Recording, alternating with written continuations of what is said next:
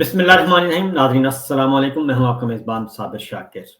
آج ہے 25 نومبر اور دن ہے جناب منگل کا. تازہ ترین خبریں، اطلاعات اور تبصرے پاکستان کے حالات و واقعات اور سیاسی صورتحال پر کرتے ہیں تبادلہ خیال. آج ہمارے ساتھ موجود ہیں ہمارے انتہائی ہر دل عزیز، قابل احترام ہمارے دوست فخر الرحمان بھائی. تو چونکہ پاکستان میں پولیٹیکل ڈیولپمنٹس ہو رہی ہیں، کچھ اور بھی امپورٹنٹ ایونٹس ہونے والے ہیں، یہ ہفتہ کافی امپورٹنٹ ہے، تو ان سے ذرا ہم نے وقت مانگا اور انہوں نے یہ وقت دیا. تو سلسلہ گفتگو شروع کرتے ہیں. فخر بھائی، ضمنی الیکشن سے بات سٹارٹ کرتے ہیں. ضمنی الیکشن ہوا اور عمران خان صاحب نے دونوں فلیور دیے. ایک بائیک آؤٹ کر کے بتا دیا کہ سسٹم کس کے ساتھ ہے، عوام کس کے ساتھ ہے، اور دوسرا 2 حلقوں میں انہوں نے الیکشن لڑ کے بتا دیا کہ عوام کس کے ساتھ ہیں اور سسٹم کو کیا جواب دے رہے ہیں.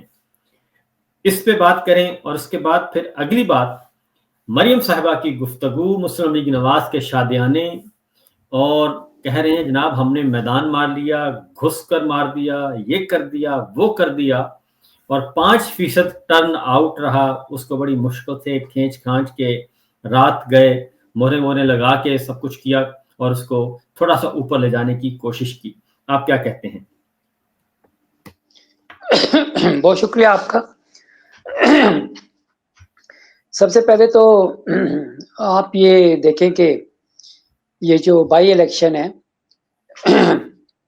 اس کے لیے کتنا زبردست فارمولا نکالا کہ 9 مئی کے جھوٹے کیسز، پھر اس میں سزائیں، ڈسکوالیفیکیشن، اور جو حتمی جو اپیلیں جو ہوتی ہیں کسی بھی مقدمے کی، وہ پایا تکمیل تک نہیں پہنچی، اور الیکشن کمیشن نے بائی الیکشنز جو تھے وہ اناؤنس کر دیے. اور اس کے بعد پاکستان تحریک انصاف نے، عمران خان نے اس کے بائیک آؤٹ کا اعلان کیا، کیونکہ انہوں نے کہا کہ اگر یہ جو لوگ ڈسکوالیفائی ہوئے ہیں یہ تو جھوٹے مقدمات میں ہوئے ہیں، اور ان کے اگینسٹ اگر ہم کینڈیڈیٹ کھڑا کریں گے تو ان کی جو قربانی ہے 9 مئی کے حوالے سے، انہوں نے جو سختیاں جھیلی ہیں اور مقدمات کا سامنا کیا ہے، تو یہ ان کے ساتھ ان کی حق تلفی ہوگی، اور ان کی جو پارٹی کے ساتھ اور اپنے ووٹرز کے ساتھ وفاداری ہے یہ اس کا بھی صلہ نہیں ہوگا. صحیح.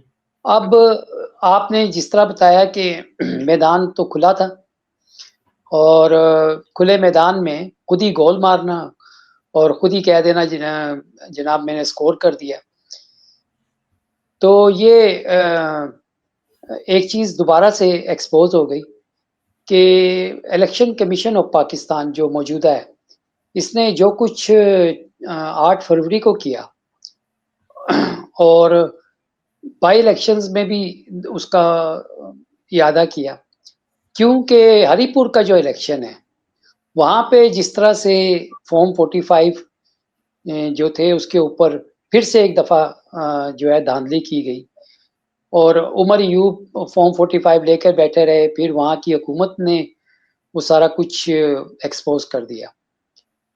تو الیکشن کمیشن آف پاکستان جو اس وقت ہے وہ ناصر چٹھا نام تھا ان کا، وہ جو کمشنر تھے، لیاقت چٹھا صاحب. لیاقت چٹھا، یس، میں آلویز مکس کر جاتا ہوں، لیاقت چٹھا تھا. کمشنر ان کی راولپنڈی. کئی بھی، جی ہاں، ان کی کئی بھی بات جو تھی نا ایک دفعہ پھر صحیح ثابت ہو گئی، اور قاضی فائز عیسیٰ کی روح جو تھی وہ لگتا ہے بیلٹ باکسز کے اندر کہیں منڈلا رہی تھی، اور اسی طرح سے سارا جو تھا نا ایک آپ نے ریفریش کرا دیا لوگوں کو. تو عمران خان نے جو اس الیکشن کو بائیک آؤٹ کرنے کی بات کی تھی، اس کو پتا تھا کہ چلیں دیکھتے ہیں کہ یہ ذرا موقع کیسا ہے، کیونکہ یہ تو پتا تھا کہ سارا سسٹم ہائی جیک ہوا ہے اور اس کے اندر سب کچھ اسی طرح سے دہرایا جائے گا. اب جو دوسرا سوال آپ نے کیا، جی، جس کے اوپر شادیانے بجائے جا رہے ہیں، جس کے اوپر یہ اپنی خدمت اور پتہ نہیں عوام کی خدمت اور کیا، اور بھائی اس کے اوپر تو آپ کو آئینہ IMF کی رپورٹ نے دکھا دیا. 2 سال کے اندر جو ہے 5330 ارب روپے کی جو کرپشن ہے اس کی جی ہاں نشاندہی کر دی گئی، یعنی بالکل دیٹ میکس 5 ٹریلین. جی ہاں اور وہ کہہ رہے ہیں کہ ہماری رپورٹ شائع کریں. اگر آپ شائع نہیں کریں گے تو یہ جو اگلی قسط ہے 1.2 ارب ڈالر کی یہ روک لی جائے گی. تو اب یہ رپورٹ شائع نہیں کر رہے ہیں اور رپورٹ کا جو ایشو تھا وہ تو سامنے آ گیا. اب وہ جو اس وقت پاکستان کے قومی میڈیا پر بیٹھ کر بڑی باتیں کرتے تھے وہ اس وقت خاموش ہیں اور عوام سوشل میڈیا پہ سوال اٹھا رہی ہے. انہوں نے ان تمام جو سو کالڈ جرنلسٹ ہیں پروگرام کرنے والے ہیں ان سب کی تصویریں لگا کے گلدستہ بنا کے سوشل میڈیا پہ سوال کھڑا کر دیا کہ آئے نا جناب آپ کے منہ پہ کون سی جو ہے نا ٹیپ لگ گئی ہے، کریں اس کرپشن کے اوپر بات، کیوں نہیں ڈسکس کرتے. تو مریم نواز آج بڑے اپنے دکھ درد بیان کر رہی تھی کہ وہ جو قیدی نمبر 804 ہے اس کو شکست ہوگی، اس کے بیانیہ کو شکست ہو گئی، اور جناب انہوں نے بڑی جیل میں سختیاں بھگتی، اور ان کی بیٹی آتی تھی روتی ہوئی آتی تھی روتی ہوئی جاتی تھی. تو بات یہ ہے کہنے کی کہ 2017 میں جب پاناما والا معاملہ آیا تھا تو اس وقت وزیر اعظم نواز شریف صاحب تھے اور جی انہوں ہاں نے اسمبلی میں کھڑے ہو کر سب کے سامنے کہا یہ ہیں وہ ذرائع، اور وہ اپنے آپ کو احتساب کے لیے پیش کرتے ہیں، انہیں کوئی ڈر نہیں ہے. اور اس کے بعد جب سپریم کورٹ میں معاملہ گیا اور جے آئی ٹی بنی، اس جی جے ہاں I T per supreme court نے سب سے تحریری طور پر راضی نامہ لیا کہ آپ کو اس جے آئی ٹی پہ کوئی اعتراض نہیں ہے، بعد میں بھی کوئی اعتراض نہیں کریں گے. نواز شریف سمیت سب نے اس کے اوپر اپنی ریٹن کمٹمنٹ کی تھی. تو جے آئی ٹی آپ کی مرضی سے بنی، پاناما کی تحقیقات آپ کی مرضی سے، یہ ہے وہ ذرائع، وہ قطری خط، وہ کیلیبری فونٹ، اور اور آپ کو جناب جے آئی ٹی میں پورا موقع ملا کہ آپ اپنا موقف ثابت کر دیں.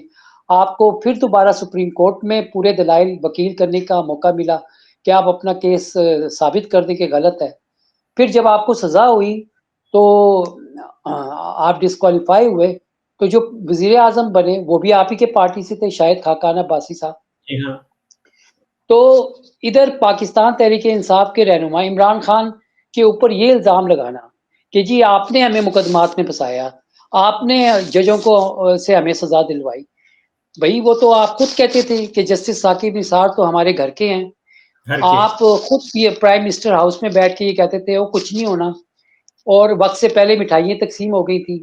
پھر اس ایک منٹ وقت کے اٹارنی فخر بھائی، 1 منٹ دیکھیں، ثاقب نثار صاحب آتے ہیں بعد میں. یہ جو پاناما کیس ہے یہ چیف جسٹس ہے ظہیر جمالی صاحب، ان کو خط نواز شریف صاحب نے خود لکھا، اور انہوں نے ان کو جب خط لکھا تو جنرل باجوہ نے ان کو کہا کہ آپ یہ کام نہ کریں، آپ اس معاملے کو پولیٹیکلی ہینڈل کریں. یہ میں آپ کو آن دا ریکارڈ بتا رہا ہوں. ظہیر جمالی صاحب نے واپس خط بھیج دیا کہ آپ ٹی او آرز بتائیں، اور انہوں نے پھر دوبارہ کہا کہ نہیں جناب آپ ٹیک اپ کریں، ہمارے پاس سب کچھ ہے. ان کا خیال تھا کہ ہم فوری اس کو مینج کر لیں گے. ظہیر جمالی صاحب نے پھر کیا کیا، انہوں نے پارٹ 3 کیس کیا اور جانے سے پہلے اس کو لپیٹ گئے، اور لپیٹ کر سائڈ پہ رکھ کے چلے گئے، اور اگلے چیف جسٹس کے گلے میں ڈالنے کی کوشش کی. اس کے بعد پھر دوبارہ اگلے چیف جسٹس آتے ہیں، وہ اس ایشو کو ٹیک اپ کرتے ہیں اور معاملہ ان کے ساتھ جاتا ہے. اس بینچ میں ثاقب نثار صاحب نہیں تھے، جسٹس آصف سعید کھوسا صاحب، جسٹس گلزار صاحب، جسٹس اعجاز افضل صاحب، جسٹس عظمت سعید شیخ صاحب، جسٹس اعجاز الاحسن صاحب، یہ 5 آنریبل ججز تھے جن کے سامنے یہ پیش ہوئے. پھر ایک جے آئی ٹی بنی، پھر جے آئی ٹی میں ایک بریگیڈیئر ایم آئی تھا، ایک بریگیڈیئر آئی ایس آئی تھا. انہوں نے جنرل باجوہ سے کہا کہ آپ یہ بریگیڈیئر ایم آئی اور بریگیڈیئر آئی ایس آئی اس کو آپ کور کریں, کورٹ کو ہم سنبھال لیں گے, ججوں کا کوئی مسئلہ نہیں ہے, ججوں کو سنبھالنا ہمیں آتا ہے. تو جنرل باجوہ نے پھر کہا کہ بھائی یہ سپریم کورٹ آف پاکستان میں معاملہ ہے, میں اب اس حد تک انٹرویو نہیں کر سکتا.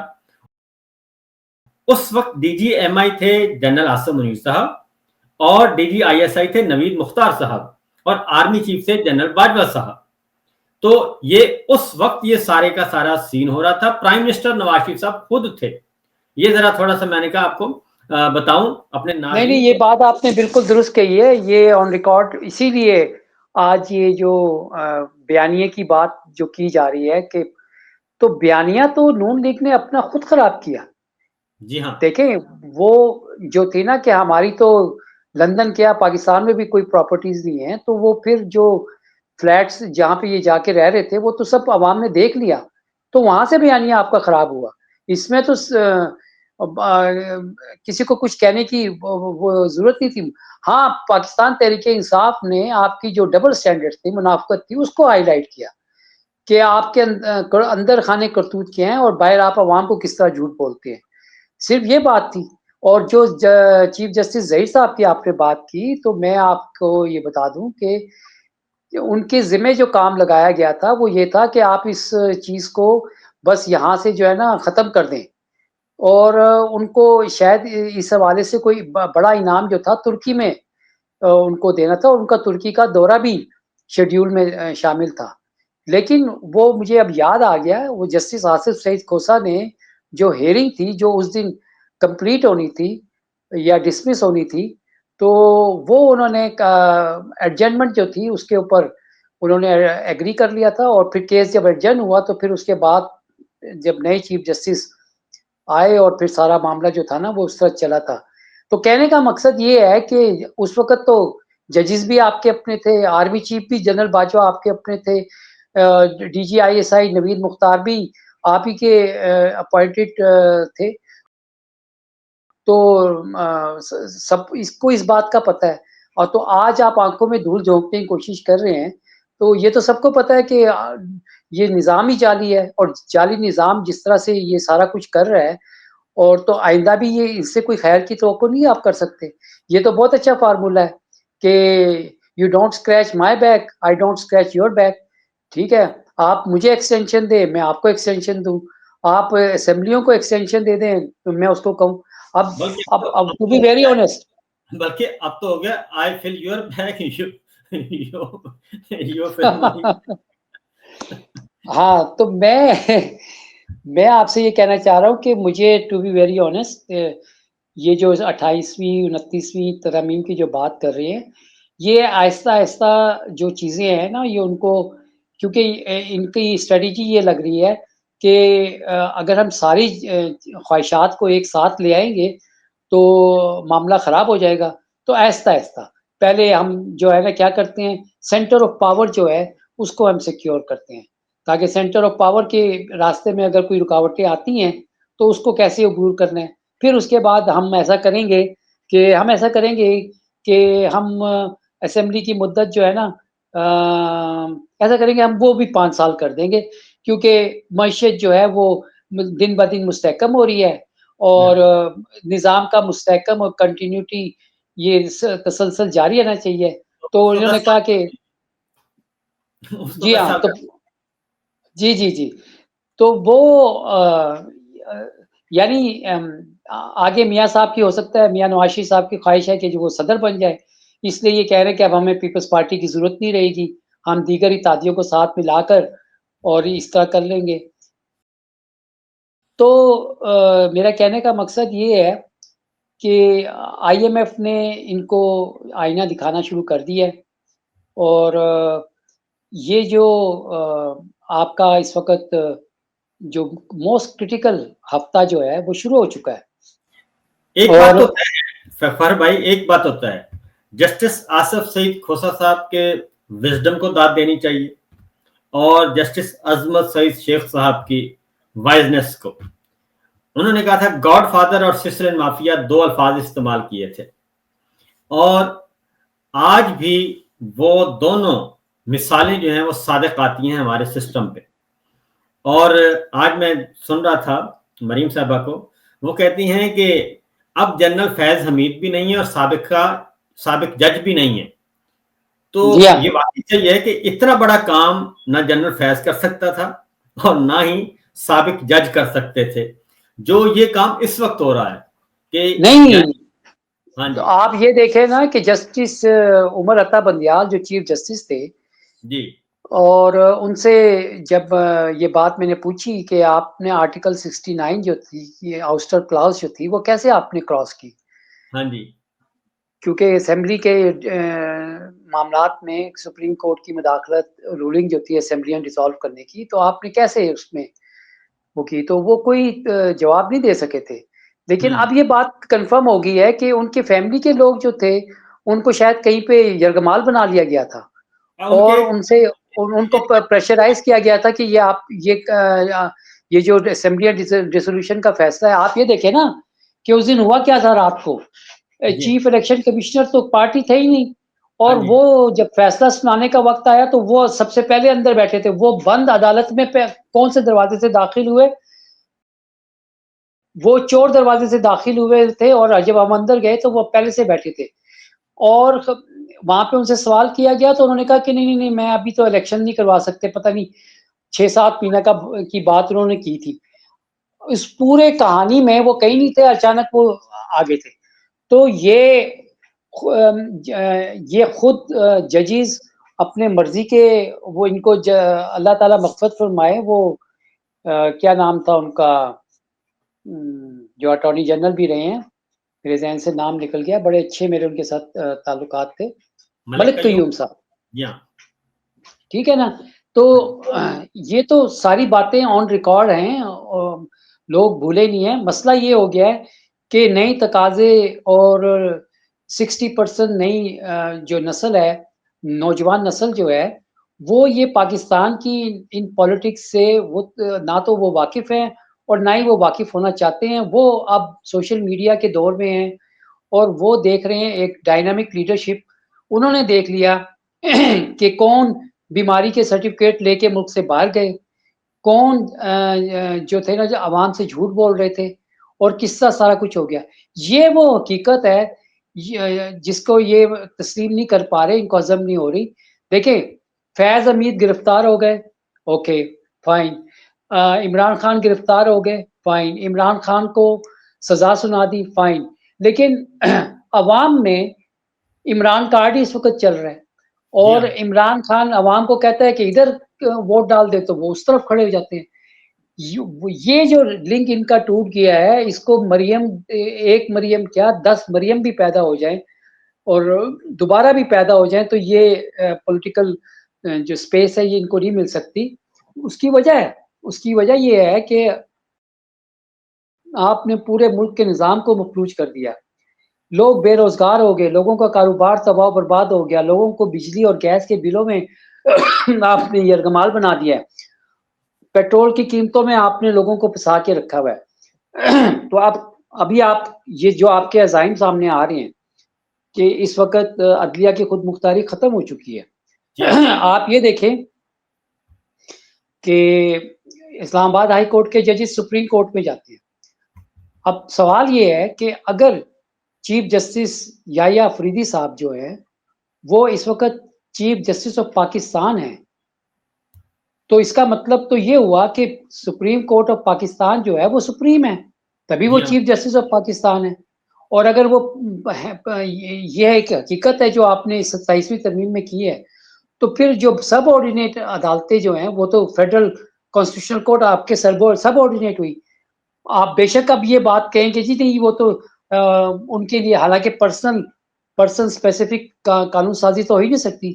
آپ یہ عذر پیش کریں کہ جی وہ تو یحییٰ افریدی صاحب کے لیے ہم نے ایک رکھا ہے کہ وہ جب تک رہیں گے تو سپریم وہ چیف جسٹس آف پاکستان ہی رہیں گے. فیڈرل کانسٹیٹیوشنل کورٹ تو اتنی سپریم ہے کہ نہ اس کو اسلام آباد ہائی کورٹ اپنے بیٹھنے کے لیے جگہ دے رہی ہے, نہ فیڈرل شریعت کورٹ جگہ دے رہی ہے, نہ گھر کے نہ گھاٹ کے, اور وہ کمرہ عدالت مانگ کی تلاش میں ہے, اور اتنی زیادہ وہ سپریم ہے. تو اس سے آپ اندازہ کر لینا چاہیے.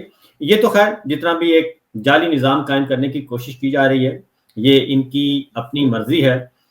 پاناما کے حوالے سے جو آج پاناما کی بات کی، فخر بھائی میرے پاس جو انفارمیشن تھی نا اس وقت ان کی اسٹریٹجی یہ تھی، دیکھیں پاناما آیا اور پاناما آنے سے پہلے ہی ان کو بتا دیا گیا تھا. ریکال کریں کہ پاناما کے آنے سے پہلے ان کو بتا دیا گیا تھا کہ یہ پیپر ٹھیک. آپ ان کے انٹرویوز یاد کریں نا، جو جاوید چودھری کو انٹرویوز دیے گئے تھے حسین نواز کے، حسن نواز کے، وہ کہہ رہے وہ بہن کو جھوٹا قرار دے رہے، یعنی ان کے بہن بھائیوں کے بیانات ہی ایک دوسرے کے خلاف گواہی بن گئے بعد میں. ان کا خیال یہ تھا کہ جمالی صاحب سے ہم ہلکا پھلکا کام کروا کے اس پہ مہر تصدیق ثبت کروا کے یہ معاملہ ختم ہو جائے گا اور یہ ہمیشہ کے لیے ہماری منی جو ہے وہ وائٹ ہو جائے گی. لیکن وہ معاملہ لنگر آن ہوتا گیا. جب لنگر آن ہوا تو ان کے ہاتھ سے نکل گیا اور وہ پھر اس میں جوڈیشری بھی آ گئی، اس میں پھر میڈیا بھی آ گیا اور اس میں پھر پولیٹیکل ایلیمنٹس بھی آ گئے. وہ سب نے اس کو لے کے جب آگے بڑھے تو معاملہ اتنا پھیلا کہ ان کو پھر سارے کا سارا نہ پھر ان کے پاس منی ٹریل تھی، نہ ان کے پاس کیلیبری فونٹ جعلی تھا اور قطری شہزادہ نہیں آیا، باوجود کوشش کے بلایا لیکن وہ نہیں آیا گواہی دینے کے لیے. تو یہ تو اپنی جگہ پہ موجود ہیں حقائق، تو اس لیے ان کو تو جھٹلایا جا نہیں سکتا. پھر اب جو اگلی بات ہے جی تازہ ترین سچویشن وہ یہ ہے کہ اب ان کی سارا انحصار جو ہے وہ لگا ہوا ہے 27 نومبر کے بعد کی صورتحال پہ، کیونکہ یہ تو مجھے ایسا لگا کہ یہ دانستہ جو ہے نوٹیفیکیشن ڈیلے کیا گیا اور ابھی بھی بارگین چل رہا تھا، اور یہ ضمنی الیکشن جس طریقے سے یہ بھی 5% ٹرن آؤٹ کے ساتھ اور 2 حلقے ہری پور اور لاہور کا بھی ان کے حوالے کر دیا گیا، اس کا مطلب ہے کہ ابھی ڈیمانڈز پوری نہیں ہو رہی، وش لسٹ پوری نہیں ہو رہی اور اس کو پورا کیا جا رہا ہے اور اس کے بعد یہ نوٹیفیکیشن کریں گے. جی ہاں، دیکھیں لوگ یہ کہہ رہے ہیں کہ سابق D G I S I lieutenant general اور کور کمانڈر جو تھے فیض حمید، ان کا مقدمہ کمپلیٹ ہو گیا اور ان کو سزا جو ہے نا وہ کسی ٹائم بھی اناؤنس کی جا سکتی ہے. اچھا، اب یہ بات آئی تو ہے، لیکن میں آپ سے یہ بات کہہ رہا ہوں کہ پاکستان کی جو نمبر 1 انٹیلیجنس ایجنسی ہے وہ آئی ایس آئی ہے. اس کی ہماری اس پرائم انٹیلیجنس ایجنسی کی جو صلاحیت ہے وہ دنیا میں مانی جاتی ہے، اس میں کوئی شک نہیں ہے. ٹھیک ہے، جو سیاسی مقاصد کے لیے اس کا استعمال ہے ملک کے اندر، وہ ایک نیگیٹو پہلو ضرور ہے بہت. لیکن اب بات یہ کہنے کی ہے کہ لیفٹیننٹ جنرل فیض حمید جو ہیں، آپ ان کو کس بنیاد پر سزا دیں گے؟ آپ ان کو اس بنیاد پر سزا دیں گے کہ انہوں نے اپنے عہدے کا غلط استعمال کیا، ٹھیک ہے، تو پھر جو امیونٹی آپ نے حاصل کی وہ بھی سرکاری ملازم، آپ بھی سرکاری ملازم، انہوں نے تو کیا تعمیل کی ہے. ہاں جی، احکامات پر عمل کیا ہے. اچھا، وہ جو ایک خاتون کی زمین کا مقدمہ تھا یا کچھ تھا، تو that was he was under the command of general Bajwa. ان کو چاہیے تھا کہ اس کا نوٹس دیتے. جب ان کی ریٹائرمنٹ ہو گئی، وہ ریٹائر ہو گئے، سارا کچھ ہو گیا، تو کیا وہ اتنے ہی افیکٹو تھے کہ وہ 9 مئی آرکیسٹریٹ کر سکتے تھے؟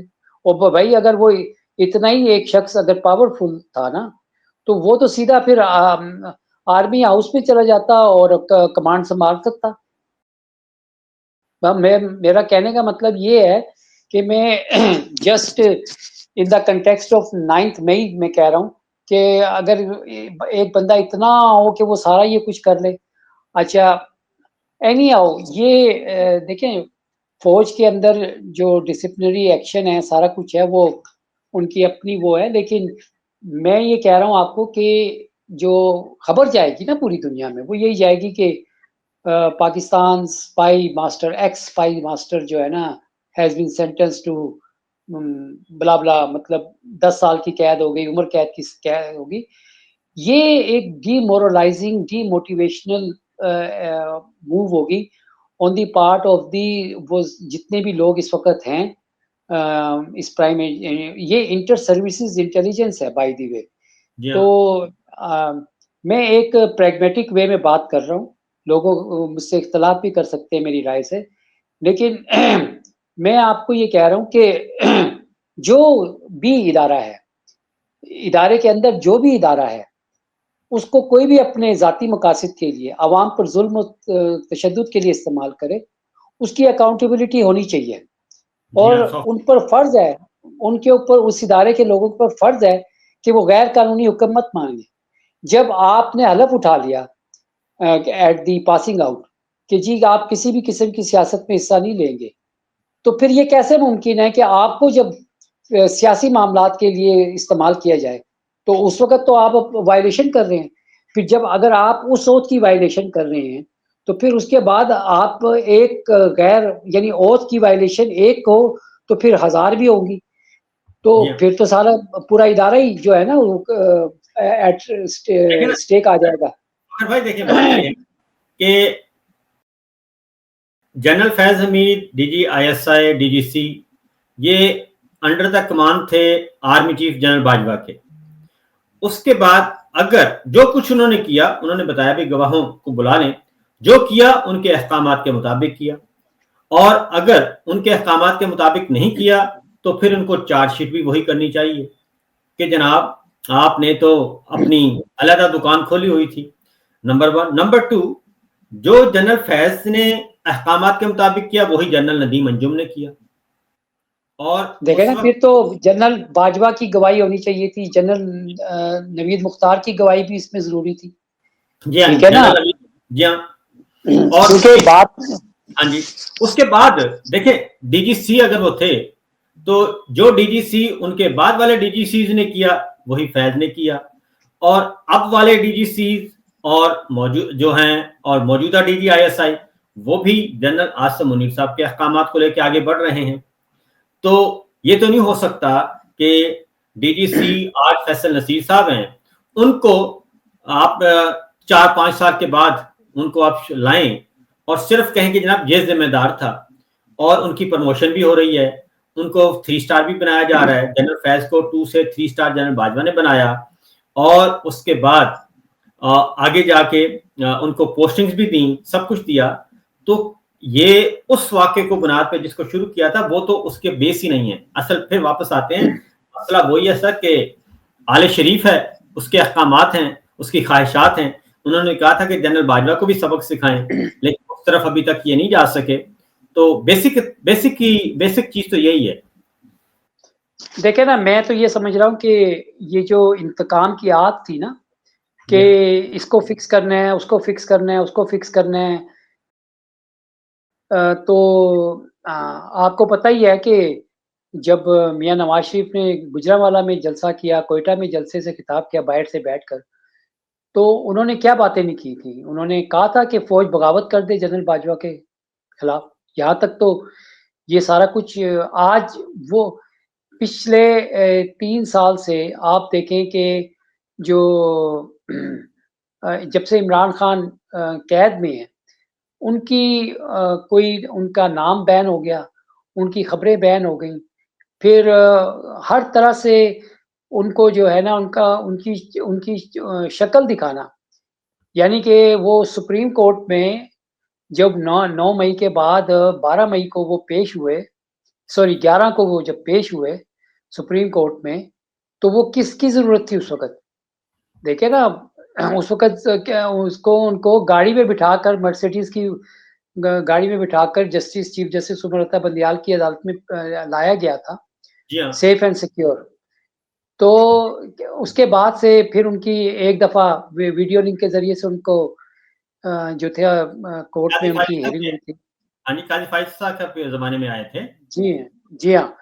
तो अब आप ये देखें कि काज़ी फ़ाइज़ ईसा ने क्या किया, यानी मरियम जिन जजेस की बात कर रही है ना, तो ये वो जज हैं काज़ी फ़ाइज़ ईसा, जिन्होंने इस मुल्क के हर इदारे को तबाह कर दिया। देखिए क्यों कहते हैं कि वो जो थे बरतानिया के वज़ीर-आज़म जो थे विंस्टन चर्चिल, اس نے کیوں کہا تھا کہ کیا عدالتیں کام کر رہی ہیں؟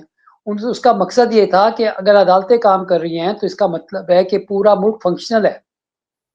جنگ اپنی جگہ پر ہے لیکن پورا ملک فنکشنل ہے. آج پاکستان میں نہ ملک فنکشنل ہے نہ عدالتی نظام فنکشنل ہے.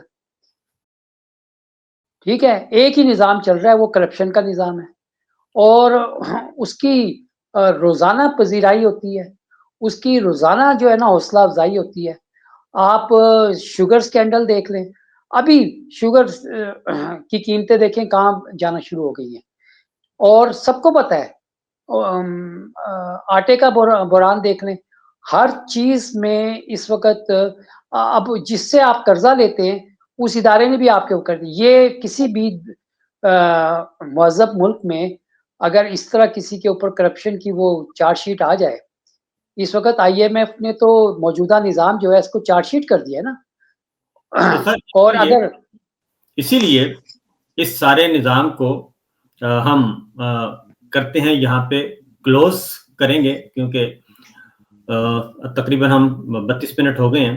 تو فخر بھائی, بات یہ ہے کہ آپ کی کامن ویلتھ کی رپورٹ آ چکی ہے, یورپی یونین کی رپورٹ آ چکی ہے, ورکنگ گروپ آپ کا UN کا کہہ رہا ہے یہ الیکشن جعلی ہے, دھاندلی زدہ ہے, نتائج تبدیل کیے ہیں, مینڈیٹ چوری کیا ہے. IMF نے باقی سارا کام کر دیا, ایک مستند رپورٹ انہوں نے دے دی.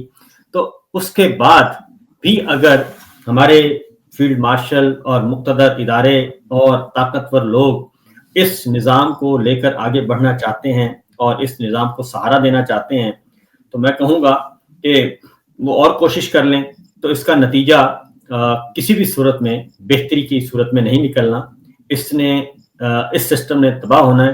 بس ہم یہ چاہتے ہیں کہ اس سے پہلے کہ پاکستان کی جڑیں مزید کھوکھلی ہوں, اس سے پہلے ہی یہ ہوش کے ناخن لیں. اور کافی ہو گیا, اور میرا خیال ہے کہ فریش الیکشن کی طرف جائیں اور اس جعلی نظام سے, جعلی مینڈیٹ سے جان چھڑوا لیں. آپ کیا کہیں گے کلوزنگ ریمارکس کے طور پہ؟ جی, میں آپ کی بات سے اتفاق کرتا ہوں, اور میں یہ آپ کو کہہ رہا ہوں کہ پاکستان میں ایک نظام ہے, اور ہر ادارے میں ہم نے دیکھا ہے کہ لوگ آتے ہیں اور چلے جاتے ہیں, اور جو جونیئرز ہوتے ہیں وہ آگے کمانڈ کو سنبھالتے ہیں. تو یہ بجائے اس کے کہ آپ تایات امیونٹی کی بات کرتے, آپ اپنی عوام میں آتے اور عوام سے معافی کا جو ہے نا ریکویسٹ کرتے, تو شاید میں بھی عوام درگزر کر دیتی. امیونٹی کی بجائے کلیمنسی جو ہوتی ہے وہ آپ کو لینی چاہیے تھی, لیکن آپ نے وہ نہیں کیا, کیونکہ آپ کی نیت یہ ہے کہ آپ نے جو پہلے جرائم کیے ان سے بچے, اور آئندہ جو کرنے جا رہے ہیں ان سے آپ کو کوئی ٹچ نہ کر سکے. اچھا, قدرت کا نظام جو ہے نا, قدرت آپ کو نہیں چھوڑتی.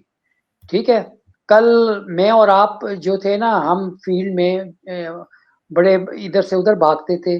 آج عمر کا تقاضا ہے کہ آپ کی طاقت وہ نہیں رہتی.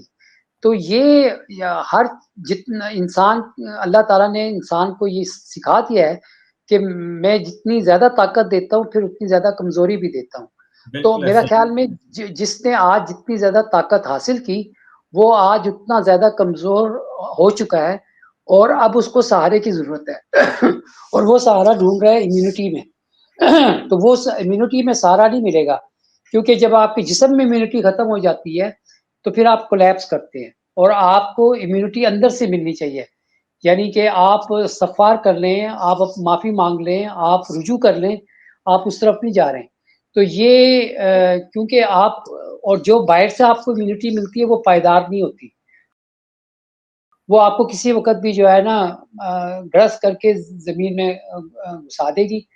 تو بات یہ ہے کہ انسان, اللہ تعالیٰ آپ کو جب تک سانسیں آپ کو دے رہا ہے, فیصلے کا موقع دے رہا ہے, تو آپ فیصلہ کر لیں, اور ابھی ٹائم ہے, فیصلہ کریں, اور جو آپ نے کیا اس کی معافی مانگے. تو اللہ تعالیٰ نے تو کہا ہے کہ آپ نے جس پہ ظلم کیا ہے, اگر ان کو وہ تمہیں معافی نہیں دیں گے تو میں تو تمہیں معافی نہیں دوں گا. میں تو میری حد تک جو معاملات ہیں میں اس میں معافی دے سکتا, درگزر کر دوں گا. تو حقوق العباد آپ نے جس طرح سے وائلیٹ کیے ہیں اس کا خمیازہ تو بھگتنا پڑے گا. ٹائم از کمنگ فاسٹ, اور یہ جو آپ نے بات کی ہے، میں آپ کو بتا رہا ہوں کہ اگلے جو 5-6 دن آنے والے ہیں وہ بڑے کروشل بھی ہیں اور کرٹیکل بھی ہیں، اور اس میں فیصلے ہی جو ہے نا، جو فیصلہ جو کرے گا اس کا وہی انجام جو ہے نا سامنے آئے گا۔